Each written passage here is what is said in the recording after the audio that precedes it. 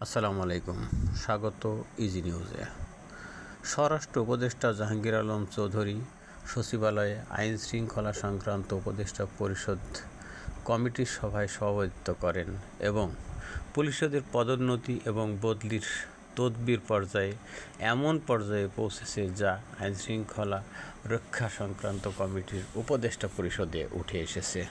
সম্প্রতি ৮০ জন কর্মকর্তাকে পদোন্নতি দেওয়ার প্রেক্ষিতেই অর্থাৎ পরিদর্শক থেকে এএসপি পর্যায়ে পদোন্নতি দেওয়াকে কেন্দ্র করে এই তদবির হয়েছে বলে অভিযোগ করছেন।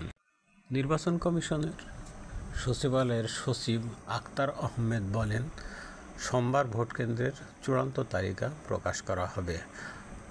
আগামী জাতীয় সংসদ নির্বাচনের প্রয়োজনীয় সব প্রস্তুতি সম্পন্ন হয়েছে।